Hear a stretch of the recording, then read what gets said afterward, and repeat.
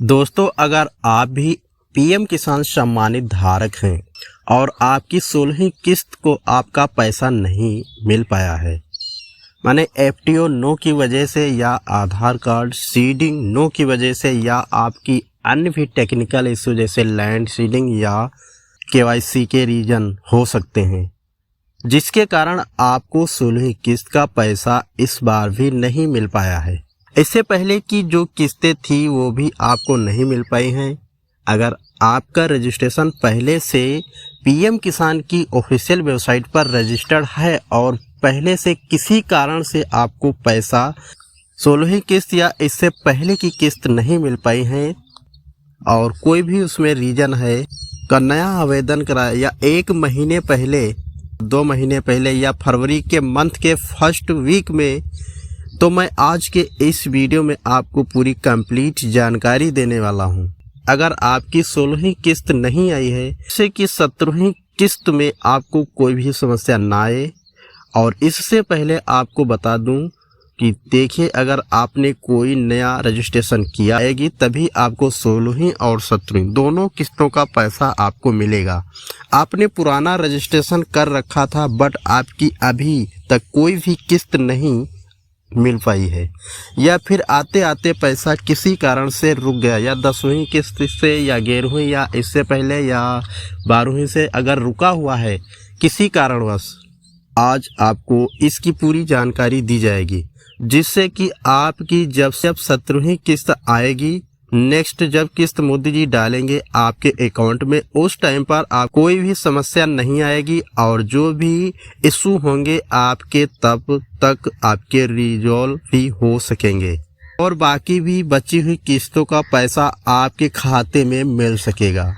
तो दोस्तों, इसके लिए इस वीडियो को एंड तक देखेंगे तो इसमें वो जितने भी डाउट हैं जैसे लैंड सीडिंग, आधार सीडिंग या केवाईसी से संबंधित किसी भी इशू, तो सारी जानकारी के लिए इस वीडियो को एंड तक ज़रूर देखें। हम आपको कंप्लीट जानकारी भी देंगे और उसका जो समाधान है उसके बारे में भी हम बताने वाले हैं। तो चलिए, सबसे पहले मोबाइल में कोई भी एक इंटरनेट ब्राउज़र ओपन कर लेना है। जब करेंगे आपके सामने कुछ इस प्रकार का इंटरफेस दिखाई पड़ेगा। यहाँ पर देखेंगे तो आपको सबसे पहले 3 लाइन पर क्लिक करके डेस्कटॉप मोड को ऑन कर लेना है। और आएंगे तो आपको एक सर्च बार दिखाई पड़ रहा है, इसमें आपको टाइप करना है पीएम किसान और उसके बाद सर्च कर देना है। आपके सामने ऐसा इंटरफेस दिखाई पड़ेगा। थोड़ा इसको जूम कर लेंगे जिससे साफ दिखाई पड़ जाए। देखेंगे तो फर्स्ट पर पीएम किसान सम्मान निधि की ऑफिशियल वेबसाइट है, इसी पर क्लिक कर देना है।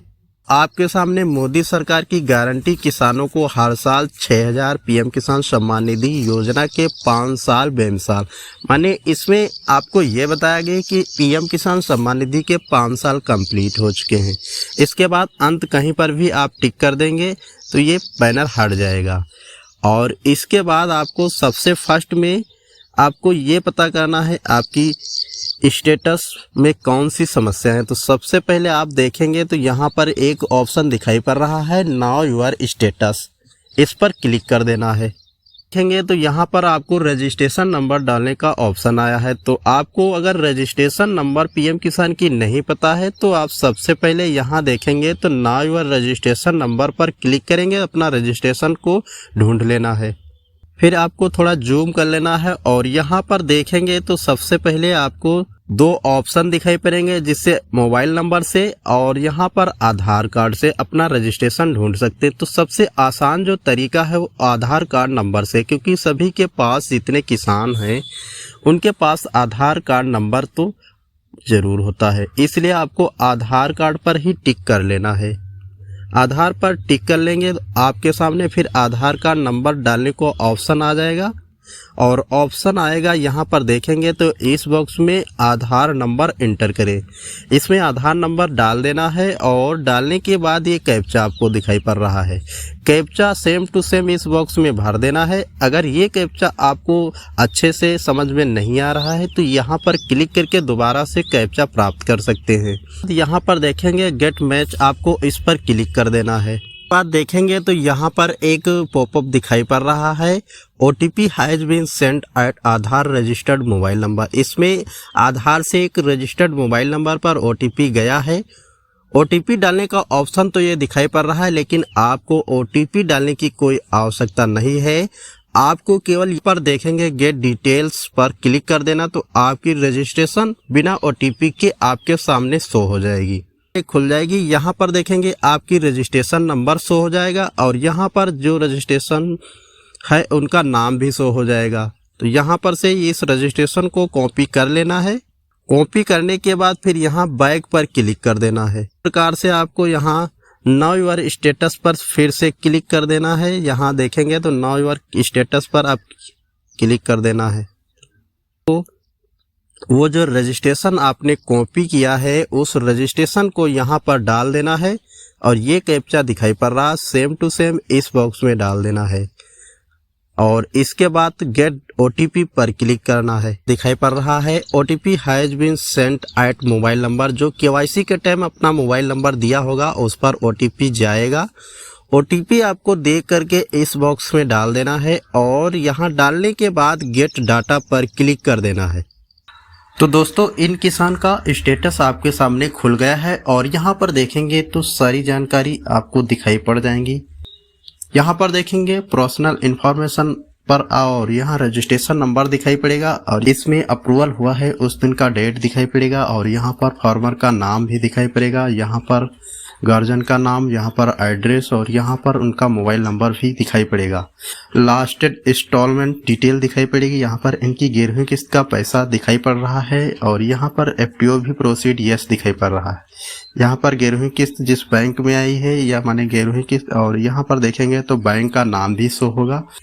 इन किसान का देखेंगे तो 12वीं किस्त से इनका जितना भी किस्त का पैसा रुका हुआ है और यहाँ पर देखेंगे तो इनके में जो कमी है वो भी दिखाई पड़ रहा है। यहाँ पर देखेंगे FTO प्रोसीड नो दिखाई पड़ रहा है और यहाँ पर देखेंगे तो reason for failed transaction FTO और यहाँ पर नीचे इसके बॉक्स में देखेंगे तो लैंड नॉट सीडेड।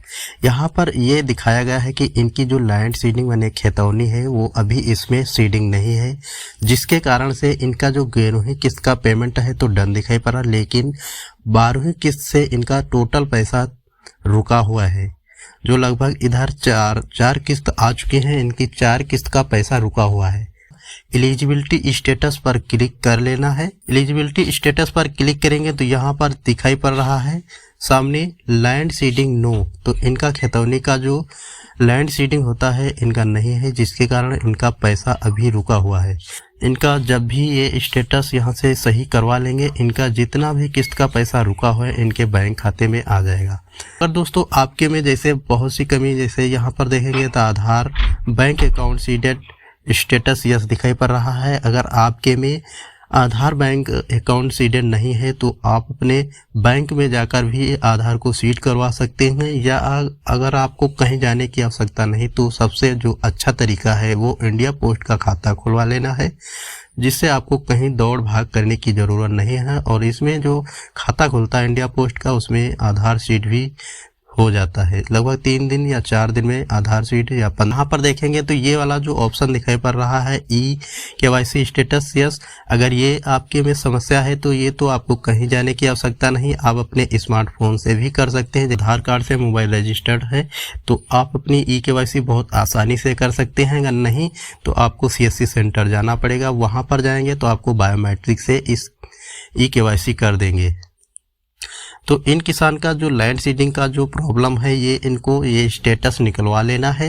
इन किसान को 3 कागजों की आवश्यकता पड़ेगी, जैसे आधार कार्ड, और इसकी लैंड सीडिंग नहीं है तो लैंड सीडिंग के लिए आपको खेतौनी की आवश्यकता पड़ेगी। जो भी आपके ज़मीन में आपका नाम है उस ज़मीन की खेतौनी निकलवा लेना है, तहसील, बैंक पासबुक और ये वाला स्टेटस। 4 कागज को मिलाकर के आप अपने नज़दीकी तहसीली स्तर पे जाएं, जो कृषि विभाग का ऑफिस होता है वहाँ पर जा कर के इसको सही करवा लेना। वहाँ पर जाएंगे तो बताएंगे कि हमारी लैंड सीडिंग अभी नो दिखाई पड़ रहा है, तो वो आपके कागज़ जमा करके और 15 दिनों के अंदर आपकी लैंड सीडिंग का जो प्रोसेस है कंप्लीट हो जाएगा। जहाँ पर लैंड सीडिंग का यस होगा तो आपकी जो 17वीं किस्त आनी होगी तो आपकी जितनी भी किस्त पिछली है सारी किस्तों का पैसा आपके बैंक खाते में आएगा।